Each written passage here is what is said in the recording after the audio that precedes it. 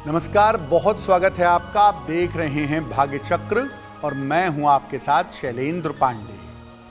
पूजा उपासना करने में हम अलग अलग तरीके की मालाओं का प्रयोग करते हैं, लेकिन हर तरह की माला अपने आप में अलग होती है और अलग प्रभाव पैदा करती है।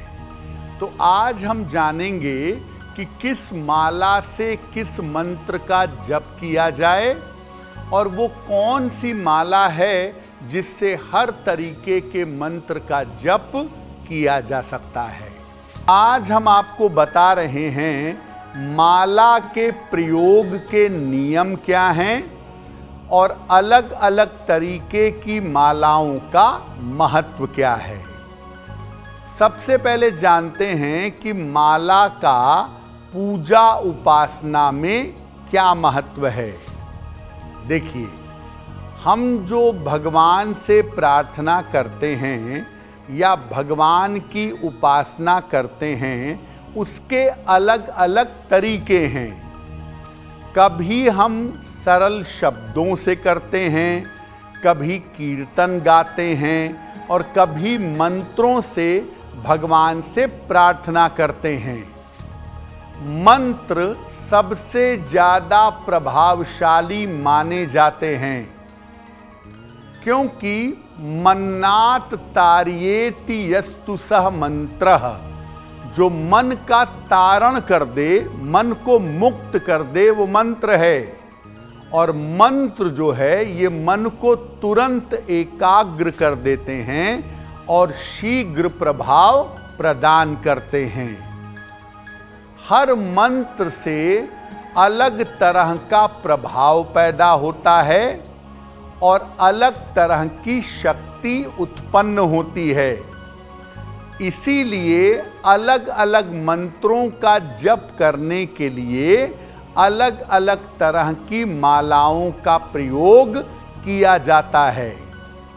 ऐसा करने से अलग अलग मंत्रों की शक्ति का लाभ तुरंत व्यक्ति को मिल जाता है। माला का प्रयोग इसलिए भी किया जाता है ताकि मंत्र जप करने की जो संख्या है उसमें कोई त्रुटि ना हो, उसमें कोई गलती ना हो। माला में जो दाने लगे होते हैं उनको मनका कहा जाता है। सामान्यतः एक माला में 108 मनके होते हैं, लेकिन कभी कभी 27 मनकों की या 54 मनकों की माला भी पाई जाती है। जो मन को फेरा जाता है, मन को शुद्ध किया जाता है और मन को अपने हिसाब से प्रयोग किया जाता है, ये तमाम काम मंत्र कर देते हैं। और मंत्र ये काम करते हैं जप की सहायता से। जब आप माला पर मंत्र जप करते हैं तो उसका विशेष प्रभाव जीवन में प्राप्त होता है। पीला। अब आपको बताते हैं कि जब आप माला का प्रयोग करते हैं तो माला के प्रयोग करने की सावधानियां क्या हैं और नियम क्या हैं। देखिए, माला के जो दाने हैं, जो मनके हैं, इसकी संख्या कम से कम 27 या 108 होनी चाहिए और हर दाने के बाद, हर मनके के बाद एक गांठ जरूर लगी होनी चाहिए। जब आप मंत्र जप करते हैं तो तर्जनी उंगली, इंडेक्स फिंगर से माला का स्पर्श नहीं होना चाहिए और 108 दाने के ऊपर एक दाना लगा होता है, उसे कहते हैं सुमेरु। तो जब मंत्र जपते हैं, ऐसे ऐसे करके मंत्र का जप करते हैं, तो जब वो ऊपर वाला दाना आ जाता है तो उसको आगे नहीं बढ़ाते हैं, वहां से माला को पलट लेते हैं, यानी सुमेरु का उल्लंघन नहीं करते। मंत्र जप करते समय माला किसी वस्त्र से ढकी होनी चाहिए या माला जप करने के लिए अलग से एक गोमुखी आती है, गोमुखी में भी माला रख करके आप जप सकते हैं। मंत्र जप करने के पहले हाथ में माला ले करके प्रार्थना करनी चाहिए कि माला से किया गया मंत्र जप सफल हो। माला हमेशा व्यक्तिगत होनी चाहिए। जिस माला से आप मंत्र जपेंगे उस माला से कोई और मंत्र जप नहीं करेगा और आप दूसरे की जप करने वाली माला अपने लिए नहीं लेंगे। और जिस माला से आप मंत्र जप करते हैं उस माला को गले में धारण नहीं करेंगे। अब जानते हैं कि अलग अलग माला के प्रयोग का लाभ क्या है और तरीका क्या है। सबसे ज़्यादा जो कॉमन माला है, सबसे ज़्यादा प्रयोग की जाती है, वो है रुद्राक्ष की माला। इसका महत्व और प्रयोग जान लेते हैं। देखिए, रुद्राक्ष की माला एक ऐसी माला है जिस पर सामान्यतः आप किसी भी मंत्र का जप कर सकते हैं। भगवान शिव और उनका परिवार, भगवान शिव, देवी, गणपति, कार्तिक, नंदी, इनके मंत्रों का जप रुद्राक्ष की माला पर करना शुभ होता है। महामृत्युंजय मंत्र और लघु मृत्युंजय मंत्र केवल रुद्राक्ष की माला पर ही करना चाहिए और अगर आप ऐसा करेंगे तो आपको लाभ होगा।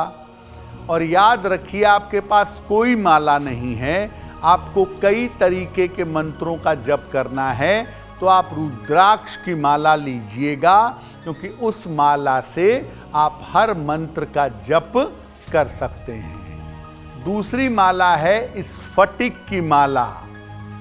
सफेद स्फटिक की माला बहुत बेहतर मानी जाती है और सफेद स्फटिक की माला एकाग्रता, संपन्नता और शांति की माला मानी जाती है।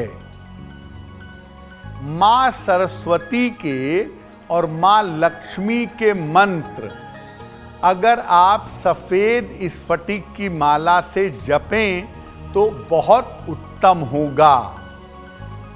धन प्राप्ति के लिए अपना कंसंट्रेशन, अपनी एकाग्रता बढ़ाने के लिए स्फटिक की माला अगर आप धारण करें तो आपके लिए बहुत अच्छा रहेगा। अब बात कर लेते हैं हल्दी की माला के बारे में। विशेष प्रयोग करने के लिए और विशेष मनोकामनाओं के लिए हल्दी की माला का प्रयोग किया जाता है। बृहस्पति देव के लिए और मां बगलामुखी के मंत्रों के लिए हल्दी की माला का प्रयोग किया जाता है। शत्रु नाश के लिए जब मां बगलामुखी की पूजा करते हैं तो उसमें हल्दी की माला का प्रयोग करना जरूरी होता है। हल्दी की माला से ज्ञान प्राप्ति के मंत्र, संतान प्राप्ति के मंत्र या संतान के कल्याण का मंत्र, वो अगर हल्दी की माला से जपा जाए तो बहुत अच्छा होगा। अब जानते हैं चंदन की माला के बारे में। देखिए, चंदन की माला दो प्रकार की होती है, एक लाल चंदन और दूसरा सफेद यानी श्वेत चंदन। देवी के मंत्रों का जप जब आप करेंगे, खासतौर से माँ दुर्गा और माँ काली के मंत्रों का जप जब आप करेंगे तो चंदन की माला से, लाल चंदन की माला से करना अच्छा होगा। भगवान कृष्ण के मंत्रों का अगर आप जप करें तो सफेद चंदन की माला का प्रयोग कर सकते हैं। अगर आप मुझसे जुड़ करके अपनी समस्याओं का समाधान चाहते हैं और चाहते हैं कि आपकी समस्याओं को ज्योतिष के माध्यम से सुलझाया जाए, तो आप हमसे संपर्क कर सकते हैं, जुड़ सकते हैं एस्ट्रो तक पर।